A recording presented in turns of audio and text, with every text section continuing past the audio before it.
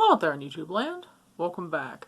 Today we're going to talk about one of my favorite subjects for this time of year, and that's Christmas horror films. So, it's kind of an interesting state of things when you're a horror film fanatic and you start looking at something and you suddenly realize there's over 120 Christmas horror films. I was shocked. I knew the classics, of course, like Silent Night, Deadly Night, and stuff like that, but the fact that there's 120 plus Christmas horror films, I'm just pretty shocked. And, needless to say, that would take forever to go through. I'm not going to do that today. I'm just going to talk about the ones that I kind of think are the best ones, so let's get into it. First of all, there's a film called Better Watch Out, and it's fun because it's kind of like Home Alone to the extreme, and it's, a babysitter has to defend herself and the child she's watching from intruders, but nothing's remotely what it seems. So it's an entertaining, unique addition to the Christmas horror genre, and it's one of the newer ones, so you can probably find it on like most streaming platforms and whatnot. The next movie that I want to talk about is the classic Black Christmas from 1974. Now, this movie was known not only for the fact that it was kind of the first time that slashers and Christmas were paired together, but the kill scenes are pretty brutal, and you have Margot Kidder in one of her earliest roles, who, basically is this role specifically is the exact opposite of what she is as Lois Lane in the old Christopher Reeve movies. Because in those films, she's, bubbly and sweet and kind and everything. But in Black Christmas, she's, verging on being an alcoholic and has, a kind of a smart-ass attitude. So it's really entertaining. The next movie I want to talk about is The Conjuring 2. Well, yeah, it's not a Christmas movie exactly, but the whole story takes place during the Christmas holiday. So basically you have Ed and Lorraine Warren, who travel to the London suburb of Enfield to help a mother who has 4 children, and they are dealing with a pretty diabolical presence. And I find it a fun film, and, like all the other Conjuring films, they're well made. So once in a while there's some cheesy parts, but it's entertaining. Next I want to talk about Dead of Night from 1945. Not to be confused with the TV movie made in the 70s. This one is a British horror anthology that has, several different tales, but specifically the tale The Christmas Party talks about a ghostly encounter during a children's Christmas gathering. And, if you don't think that's not creepy, I'm not sure what is. Then we have one of the quintessential Gaio films, which is Dario Argento's Deep Red. So basically, this is a jazz pianist and a journalist are pulled into a web of mystery and death after the jazz pianist witnesses the brutal murder of a psychic.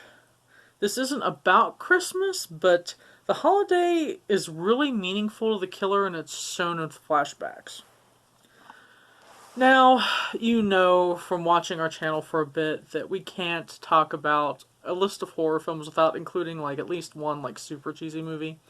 Because we have this love for, the super cheese. So, this one is Ginger Dead Man. And, this one is truly a doozy. It's about a serial killer who, after he's executed, his ashes are sent to his mother, who just so happens to be a witch, and she mixes them into a gingerbread mix, which is then baked into a cookie, and voila! The killer is reborn as a demonic gingerbread cookie so that he can continue his killing spree. And even more ridiculous, Gary Busey plays the killer. So if you want to laugh really hard, that's the movie to do it too. Now, we're going to steer back into some of the classics. So, if you haven't seen Gremlins yet, you're in for a treat. So, Gremlins was marketed in the 80s as a kids movie, but once you actually start watching it, you realize how dark and insane the film actually is. So, you have a creepy pet that, is in and of itself a danger, because if you don't follow the rules to an exact T, bad things happen. And then you have a scene where one teenage girl describes why she hates Christmas, and that's because when she was 9 years old, her father disappeared without a trace on Christmas Eve, and didn't show up on Christmas Day either until several days later. And he was discovered dead in the chimney while dressed as Santa Claus, because he was hoping to surprise his daughter and her mother with gifts, but he slipped and broke his neck. Nothing like a rotting dead father for Christmas. If that isn't horrific, I don't know what is. Then we have, from 1972, Home for the Holidays. This is a weird, dark one, especially since, yet again, it's another made-for-TV movie. This is 4 sisters have been estranged from the wealthy father for many years after their mother committed suicide. Ailing in health, he summons them home for Christmas, but it's for a reason that's pretty shocking. He asks his daughters to kill his new wife because he suspects she's poisoning him. Yeah, that's Happy Christmas. The next movie I want to talk about is actually one of my all-time favorite films. It's not a horror film per se. There are horrific elements to it, but it is a very dark Southern Gothic film, and that is the classic Night of the Hunter. It's a fairy tale plus noir, starring Robert Mitchum as the ruthless killer who terrorizes 2 young children for the location of hidden money after murdering their mother. Christmas is only featured at the end of the movie, but this is not a film to miss. It is an absolute classic, and it is a wonderful film. Next we have Rabbid from 1977.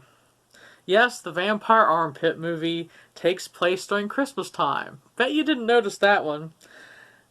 But you might have if you're a real stickler for details. But this one's about, if you haven't watched it before, it's about a woman who has an experimental surgery after a horrible motorcycle accident that leaves her with an insatiable thirst for blood, which she sucks through her armpit. Her victims then become crazed zombies that cause a citywide epidemic in this David Cronenberg favorite. But there is also a memorable scene that takes place at a mall with the big Santa Claus scene. So, you gotta watch that one. Then we have Silent Night, Deadly Night from 1984. And this was probably the first Christmas horror film I'd ever seen. I remember when it first came out, there was a lot of animosity and hubbub about it because, well, I am from an area that is very religious, and the fact that they're making a Christmas horror film that advertised on TV was a big issue.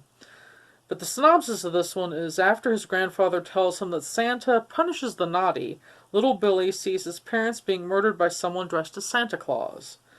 This makes him go a bit mad.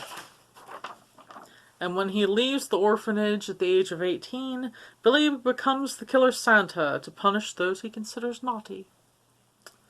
And finally, we'll talk about the original Tales from the Crypt film from 1972. It's a horror anthology, and it begins with a Yuletide tale called And All Through the House. A woman has just murdered her own husband when a psycho Santa Claus comes along, and it's not like she can call the police, so things escalate from there. It's based on an EC Comics story, and the story was also redone for the Tales from the Crypt TV show. So there you have it, our list of Christmas horror films, and we hope that you have a wonderful holiday for celebrating. If not, sit down and watch a few of these films. They're pretty entertaining. So, until next time.